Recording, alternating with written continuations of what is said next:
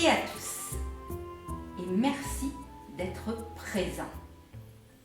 Vous êtes pour moi des cadeaux puisque vous êtes présents pour écouter cette conférence dont le thème est thérapie symbolique de la langue des oiseaux que je viens d'utiliser.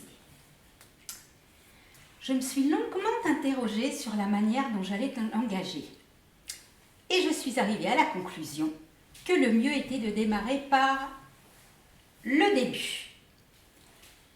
Sachant que l'objectif est d'arriver au but, il est donc normal qu'il y ait à l'opposé un début. Un commencement, si vous préférez. Au commencement était le verbe, le langage. Alors, je vais parler en langue des oiseaux comme l'alchimiste que j'aurais aimé être, c'est-à-dire en jeu de mots, paraboles et symboles. Et comme l'alchimiste, je vais tenter, vous tenter, de vous accompagner dans cette quête du Graal qui, comme chacun sait, est lui aussi un symbole. Le commencement, c'est d'abord et avant tout comment on se ment. Et alors là, vous n'allez pas être déçus, ni dessous d'ailleurs. Car comme vous allez le constater, le mensonge est récurrent chez l'humain, et ce dès le plus jeune âge. La vie serait donc un songe où on se ment, d'où le mensonge. Aux autres, bien sûr, mais d'abord et avant tout à soi-même. Alors on se ment à propos de tout et de rien. On se ment sur nos sentiments, nos comportements, nos capacités, notre régime alimentaire, nos addictions, notre âge réel, sur qui on est vraiment au fond. Vraiment. Paradoxe, oxymore, qui lui, oxymore, est un pléonasme. Oui, quand on est oxy, on est mort. Sur ce qu'on désire au plus profond de soi, sur les choix qu'on est amené à faire, par paresse, commodité, orgueil ou intérêt. Alors que tout au fond de soi, une petite voix d'amour s'élève et vous susurre à l'oreille que la voie tracée par votre mental cartésien, pragmatique, mercantile, fait fausse route. On ne veut pas l'entendre. D'ailleurs, il ne s'appelle pas mental par hasard, c'est sa fonction première. Il est là pour nous tromper, nous faire croire qu'on vit dans la réalité, le rationnel, tangible, concret et matériel. Alors que ce n'est pas moi qui le dis. Les physiciens quantiques en sont de plus en plus persuadés. Nous vivrions au cœur d'un gigantesque hologramme qui fait écran avec le réel. Et oui, messieurs, dames, nous réfléchissons trop. Et donc, nous projetons des images. C'est le propre de la réflexion, tel un miroir. Et du coup, tout ça là, ça n'existe pas. Ce qu'on voit et perçoit ne serait qu'une représentation, une création, un concept imaginaire. De même d'ailleurs que le temps chronos, quatrième dimension qui n'existe que dans la tête des humains. Mais bon, c'est vrai que c'est plus pratique pour être à l'heure au rendez-vous. Ça a quand même des vertus. Mais attention, les vertus. Donc les vertus ont des défauts. Défauts et des faux pas. Des faux pas.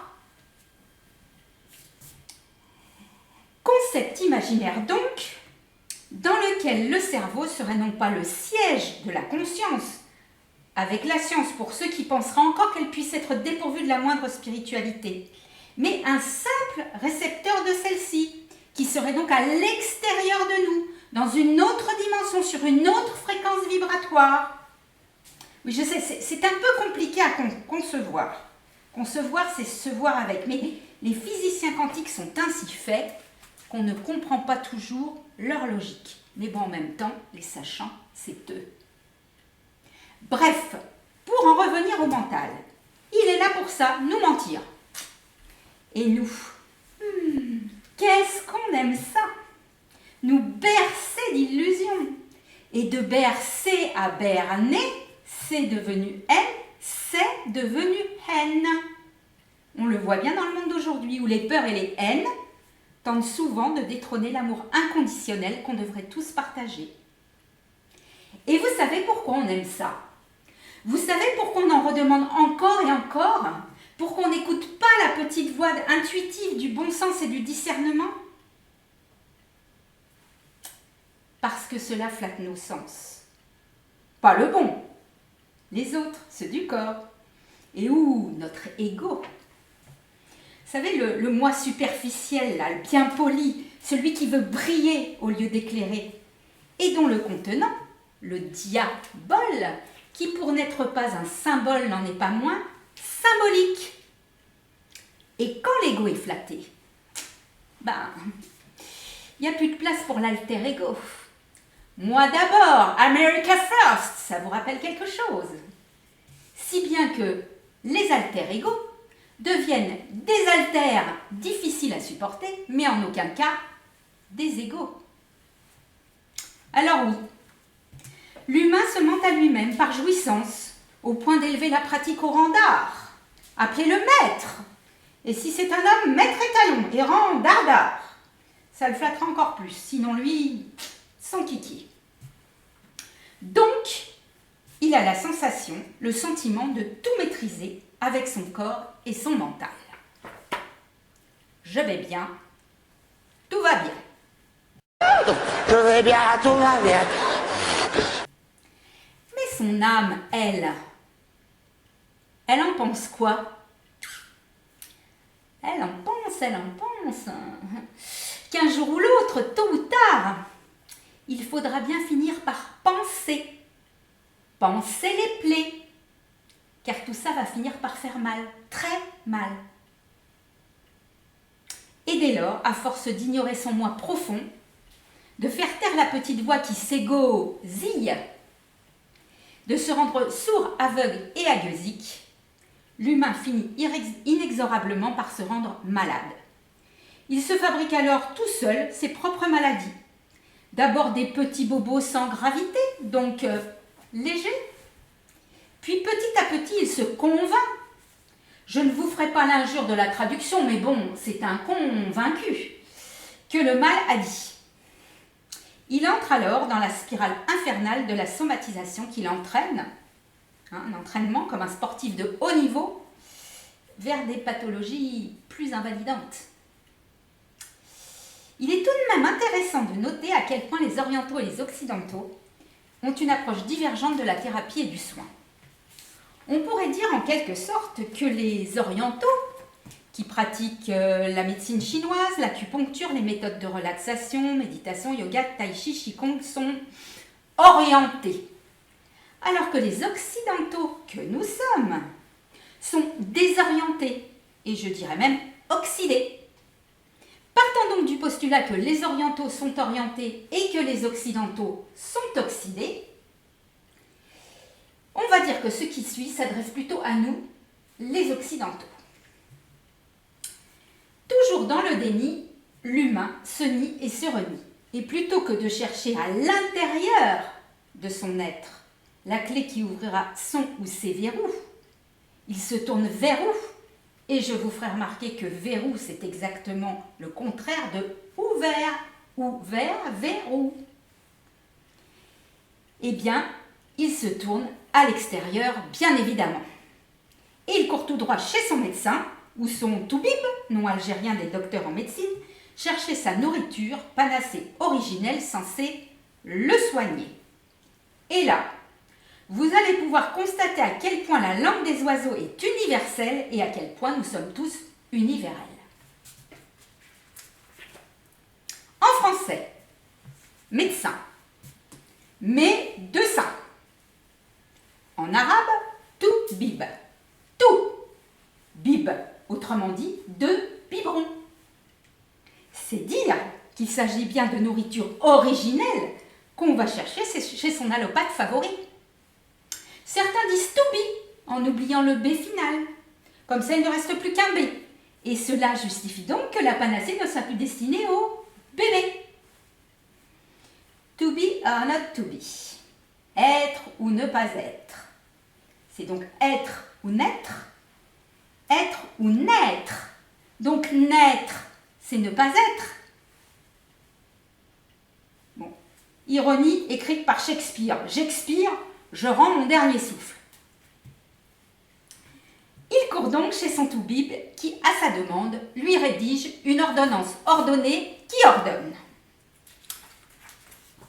Remarquez à quel point vous obtempérez sans sourciller ni vous poser de questions dès qu'un soignant vous donne un ordre. C'est écrit sur la boîte, 2-3 fois par jour, avant, pendant ou après les repas.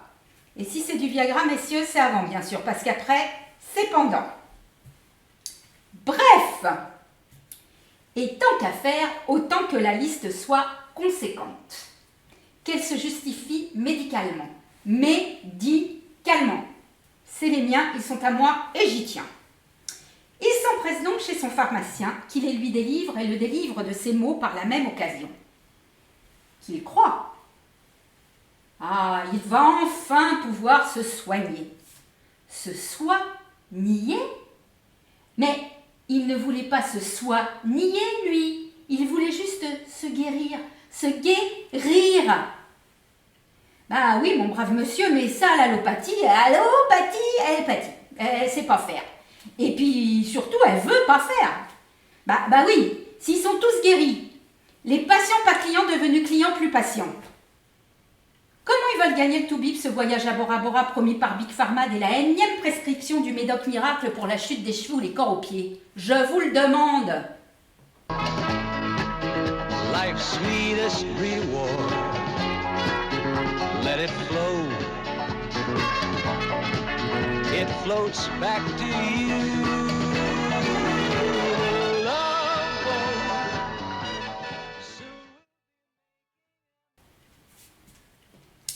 Cette fois, il va véritablement très mal.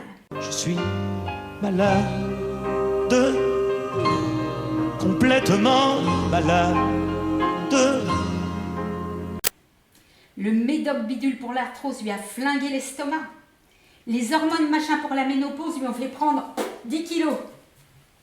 Le vaccin truc contre le virus de la grippe A de l'an dernier n'a pas été efficace contre celui de la grippe B de cette année. Etc., etc.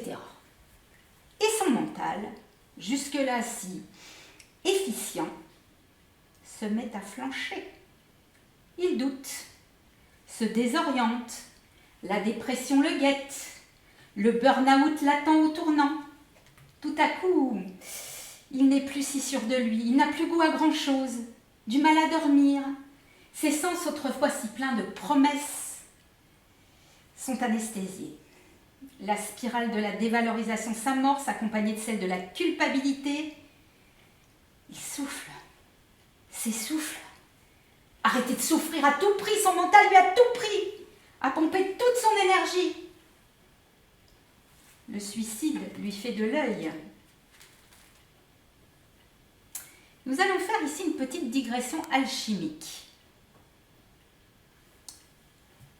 Les mots du corps. Le corps, c'est le sel alchimique de la vie. Autrement dit, le piment et piment. Donc, les mots du corps se commuent, et vice-versa, en ceux de l'âme. L'âme, c'est le soufre alchimique. On évacue le soufre par le souffle. Exemple, accouchement, effort sportif intense, pleurs, mort. J'arrête le soufre par le souffle, donc j'expire.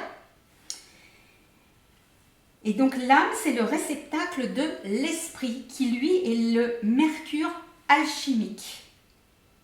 Mercure ou Hermès, messager des dieux. C'est pourquoi on parle de pensée hermétique en spiritualité. Et comme tout le monde n'y a pas accès, par extension, c'est devenu un synonyme de fermeture. On parle d'une boîte hermétique. Alors que c'est un véritable non-sens. En spiritualité, l'esprit doit être ouvert, pas fermé. Sinon, c'est l'enfer. D'où l'enfermement. Et l'enfer me ment. Puisque l'esprit doit être ouvert. Vous saisissez? On a donc un triumvirat, corps, âme, esprit. En alchimie, corpus, le sel, animus, le soufre, spiritus, le mercure. Mais revenons à notre humain dépressif au bord du suicide. S'il n'en arrive pas là, il commencera immanquablement par chercher son salut auprès d'un thérapeute adéquat, un psychothérapeute. Il arrive que cela fonctionne, au moins pour un temps. Mais dans la plupart des cas, se confronter au passé, aux blessures de l'enfance ou de l'adolescence, à la pensée freudienne, ne fera que retarder la bombe. Et ce sera pire encore si vous êtes une femme.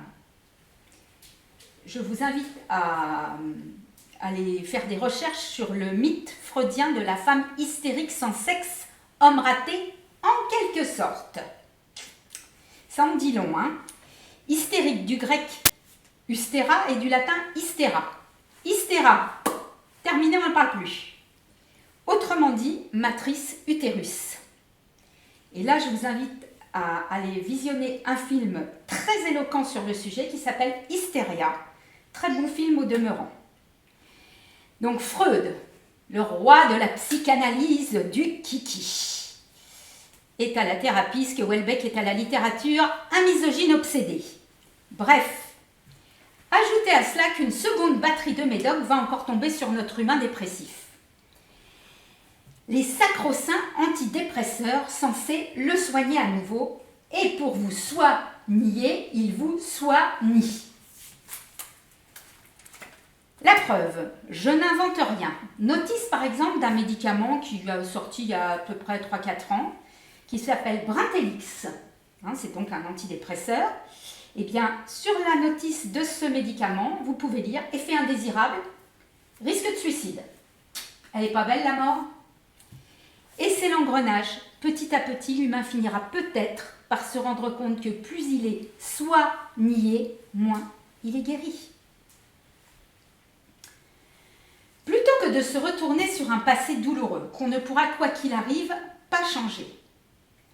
Plutôt que de somatiser sur un avenir incertain et tirer des plans hypothétiques, anxiogènes sur la comète. Pourquoi ne pas se recentrer sur l'instant présent, ici et maintenant? En anglais, here and now. Mais qu'on pourrait phonétiquement entendre here and now. En français, entendre, forme passive de l'écoute, et connaître, connaître, naître avec. Ce sont donc, ici référence est faite aux intuitions innées, forme passive du savoir, qui correspond lui à des apprentissages, acquis par des apprentis sages et bien dressés que nous sommes. Et oui, la langue des oiseaux est universelle, elle fonctionne dans toutes les langues. Vivre l'instant présent, c'est un cadeau de la vie en quelque sorte. Un présent, c'est un cadeau. C'est écouter le cœur. C'est entendre la petite voix intérieure de la connaissance de soi et de l'intuition délivrer son plus beau message d'amour. Parle juste. Ne fais une affaire personnelle, ni des critiques, ni des remarques, et encore moins des injures qui te sont adressées. Ne présuppose de rien. De cette manière, tu ne jugeras et préjugeras de personne ni de rien. En toutes circonstances, quel que soit ton état ou ta forme, fais de ton mieux. Et enfin, pardonne.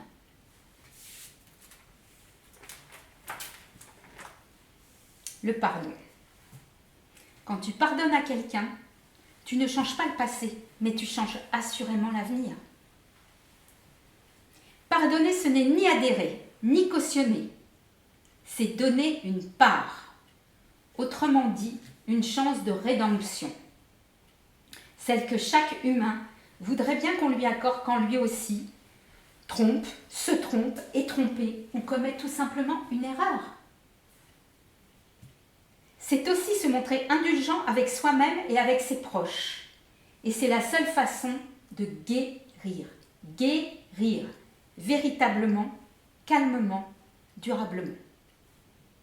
Le ressentiment, ressentir à nouveau, donc revivre les émotions négatives à chaque pensée, la haine de l'autre ou de soi-même, sont des poisons perfides qui, instillés jour après jour, vous conduisent à la mort, dans l'état le plus malsain qui soit. N'oubliez pas qu'on se réincarne dans l'état exact où l'on se trouve au moment de notre décès. Donc mieux vaut être dans les meilleures dispositions au jour J et à l'heure H. Faire de son mieux, c'est donner le maximum de ses possibilités à un instant donné. Aujourd'hui n'est ni comme hier, ni comme demain. C'est donc mettre son ego de côté et accepter que la performance ne soit pas linéaire. Il y a des mieux qui sont moins bien que d'autres et d'autres qui sont mieux. Vous me suivez ? Pourquoi ne présupposer de rien ? Parce qu'on évite ainsi d'être dans le jugement. Et comme tout humain, le juge ment. Par ailleurs, faire des suppositions, c'est prêter à autrui des intentions sur lesquelles on a toutes les chances, ou plutôt les risques de se tromper, même si on pense bien le connaître. Combien de conflits éviterions-nous, y compris à l'échelle planétaire, si nous ne présupposions pas des intentions de l'autre ? Et dans intention, il y a déjà tension. Pourquoi ne pas prendre les choses trop à cœur personnellement ? Parce qu'en faisant cela, on se place directement dans l'affect, dans l'émotion. Notre âme est touchée, affectée, donc on souffre ou on réagit violemment. L'émotion, c'est les mots, ou les mots, autrement dit le sang. On dit d'une personne qui s'emporte qu'elle est sanguine. La solution, celle qui dissout, qui lave, qui disperse, qui dissipe, est de reconsidérer les choses de manière factuelle. Aux quatre coins de Paris qu'on va le retrouver éparpillé par petits bouts façon puzzle. Moi, quand on m'en fait trop, je correctionne plus. Je dynamite, je disperse, je ventile. Le ton de celui qui envoie les critiques ou les remarques doit vous mettre sur la voie. La voie. Il se peut qu'elle soit bienveillante et cherche à vous aider de manière constructive, sans arrière-pensée. Ne pas présupposer de ses intentions. Si tel n'est pas le cas et qu'il se présente à vous de façon malveillante, avec une réelle intention de vous blesser en espérant mettre le doigt là où ça fait mal, renvoyez-lui aussi gentiment, un gentiment là encore, faut pas pousser quand même, que possible son bébé. Dites-lui que vous ne prenez pas ses propos, qui n'engagent que lui et dont il doit prendre l'entière responsabilité, et ne concernent que celui qui les prononce. Vous en faites donc un concerné. Attention, on peut tous un jour devenir le concerné de quelqu'un. Ne faites pas aux autres ce que vous n'appréciez pas qu'on vous fasse. Et face aux récalcitrants, vous savez, ceux qui recalaminent, qui insistent, quoi, exigez qu'ils s'adressent à vous désormais en parfait français et structurent leurs phrases en utilisant un sujet, un verbe et non, pas un complément, un compliment. Et posez-vous à vous la question de savoir ce que cela vous raconte de cette personne. Enfin, au besoin, éloignez-vous des toxiques. Plutôt que ces dangereux convois, préférez les convois d'anges heureux.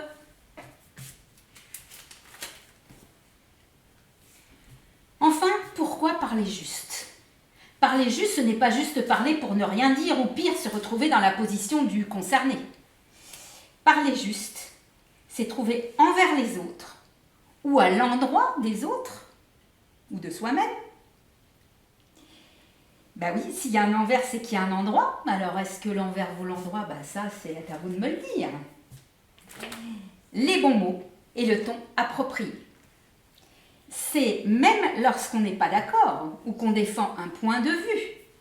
Conserver de la bienveillance, c'est être patient et tolérant, aussi bien pour les autres que pour soi-même. D'ailleurs, pourquoi défendre un point de vue ?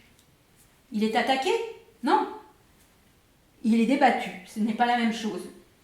Et puis, un point de vue, par définition, on peut en changer. Il suffit de se déplacer et on n'a plus le même point de vue. Et pourtant, on regarde et on parle toujours de la même chose. C'est donc la capacité, une contenance et un contenu, de se mettre à la place de l'autre. En conclusion, parler juste, c'est s'accepter tel qu'on est, patiemment et sans jugement. Et c'est être tolérant avec ceux qui ne pensent pas comme vous. Comme le dit Nathalie Simon, on s'en fout d'avoir raison. L'important, c'est de rester de bonne humeur.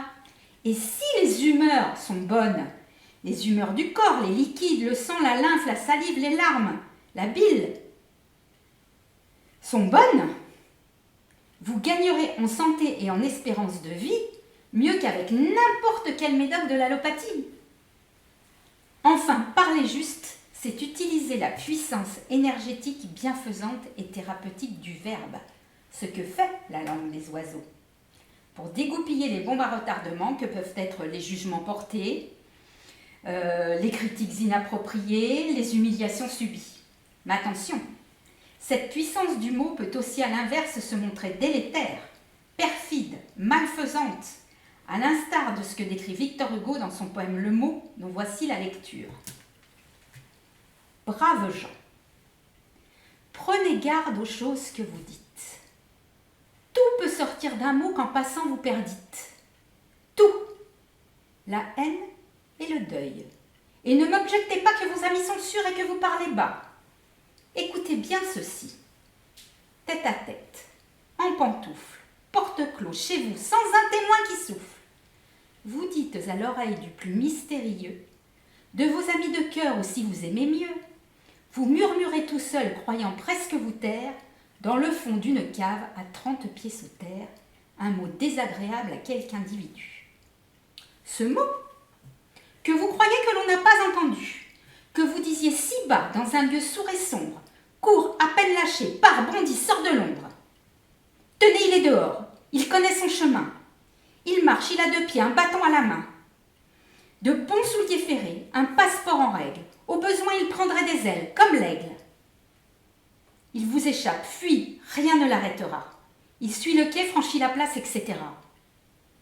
Passe l'eau sans bateau dans la saison des crues et va tout à travers un dédale de rue, droit chez l'individu dont vous avez parlé. Il sait le numéro, l'étage, il a la clé. Il monte l'escalier, ouvre la porte, passe, entre, arrive, et railleur, regardant l'homme en face, dit « Me voilà, je sors de la bouche d'un tel. » Et c'est fait. Vous avez un ennemi mortel. À éviter donc. Si dès demain vous commenciez à mettre en pratique ces 5 principes qui dérivent directement de ce que nous révèle le chamanisme toltèque, et je vous invite à cet égard à consulter le livre donc de Don Miguel Ruiz, traduit en français par Olivier Clerc, qui s'appelle Les 4 accords toltèques, il y en a même un 5e maintenant, vous pourriez être certain de 3 choses. Premièrement, vivre en meilleure santé. Donc changer radicalement de méthode thérapeutique. Tester et adopter l'auto-guérison plutôt que l'auto-destruction. Cessez de vous soigner pour enfin vous guérir. Et cela aurait par ricochet le mérite de vous inciter à une hygiène de vie plus écolo. Vivre en meilleure santé, c'est garder l'esprit sain, santé. Donc sain. Vivre plus heureux. Quand vous n'êtes plus ni émetteur ni récepteur de pensées négatives, votre vision de la vie change du tout au tout. Et quand on a tout, on n'a plus besoin de rien.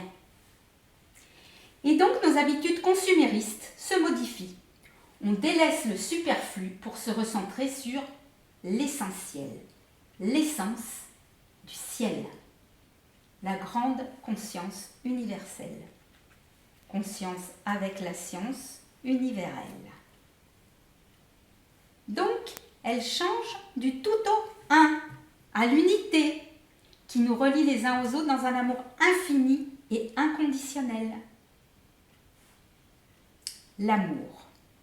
Dans ce mot, il y a âme et aour, qui veut dire lumière. Donc l'amour, c'est la lumière de l'âme. Pas celle qui brille, celle qui éclaire. On dit de quelqu'un qu'il est lumineux, solaire, qu'il irradie. Si on dit qu'il est brillant, on sent bien qu'on parle d'autre chose. Et c'est bien de cela dont parlent les alchimistes. C'est cela la pierre philosophale, le Graal, le bonheur.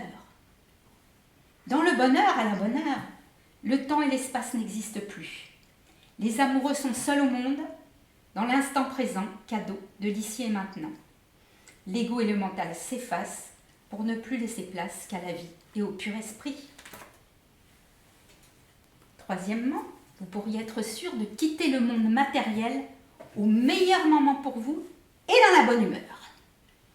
Vous le savez, dès notre naissance physique, la date fatidique de votre départ est déjà gravée dans la pierre philosophale. C'est pourquoi elle est philosophale, pour nous apprendre à rester philosophes. C'est votre âme qui, en s'incarnant, l'a choisie. Vous n'y pouvez donc rien et n'avez à ce titre aucun libre arbitre. C'est votre âme qui a déjà fait le choix du quand, du où et des circonstances. En revanche, vous avez un libre arbitre sur le comment, sur votre état d'être au moment du grand voyage. Et c'est surtout le travail que vous aurez effectué sur le pardon qui va conditionner cet état. Pour ne pas partir fâché, chagrin, colère, triste ou pire, vengeur, il vous faudra pardonner. Il ne s'agit pas là de trouver des excuses foireuses à ceux qui vous ont offensé, agressé, humilié, irrité ou que sais-je encore. Il s'agit plutôt de faire la paix avec vos démons. Vous savez, papa, maman, les frères et sœurs, le conjoint, les enfants, certains amis, d'autres membres de la famille, le prof, le boss, le collègue, ou tout simplement vous-même. Ces entités qui squattent votre mental, mais à qui pourtant vous donnez trop souvent une parole malveillante et délétère, dont vous préjugez parfois, et que vous devez faire taire sans délai, les délétères. Et c'est là que vous devriez vous dire « Stop ! Qu'est-ce que cela me raconte de leur propre histoire ?» Et tout à coup, votre horizon va se dégager. Et vous allez pouvoir prendre conscience que leur comportement, à votre rencontre, n'est que la conséquence de ce qu'ils ont eux-mêmes subi ou vécu. Ce n'est pas une excuse, me direz-vous certes, mais c'est une explication, un éclaircissement qui permet de relativiser, de comprendre sans adhérer, en n'oubliant pas qu'il n'est pas interdit de s'éloigner des plus toxiques, loin des yeux, loin du cœur. Avoir cette approche présente un second avantage. Sans se culpabiliser outre mesure, elle remet en perspective vos propres agissements et comportements envers les autres, qui à leur tour peuvent vous considérer comme toxiques ou démoniaques. Ne vous mentez plus à vous-même. Soyez honnête et regardez en face la réalité tout au fond de votre cœur, dans votre fort intérieur, qui devrait donc rester imprenable puisqu'il est fort. Vous savez pertinemment que vous êtes le démon d'autres personnes, proches ou moins proches, dont vous aimeriez bien vous voir pardonner. Donc faites de même, pardonnez. Et ayez toujours présent, encore un cadeau à l'esprit, que la mort ne concerne que votre corps physique. L'âme et l'esprit ne meurent jamais. La mort, c'est l'âme hors du corps. C'est tout, la réunion au grand tout. Et ainsi vous serez à la fois de la meilleure humeur qui soit et rempli d'amour pour le grand jour. Et enfin, remarquez une chose étonnante, mesdames et messieurs. Si on contracte humeur et amour, on obtient un très beau mot de la langue française qui ne se prend pas au sérieux, qui libère des endorphines, qui est excellent pour la santé et va nous permettre de nous séparer sur un grand éclat de rire. Mot que je me suis efforcée de mettre en œuvre tout au long de cette conférence. Mesdames et messieurs, vive l'humour, l'humain dans la lumière. Et remarquez que la définition qu'on donne habituellement au mot spirituel s'applique avec autant de perspicacité aux êtres spirituellement évolués qu'à ceux ayant un humour débordant, voire décapant. Merci de votre écoute. Vivez sain, heureux et joyeux. Je profite de la fin de cette conférence pour rendre hommage à Patrick Buren-Stenas, sans qui cette conférence n'aurait pas eu lieu. À bientôt!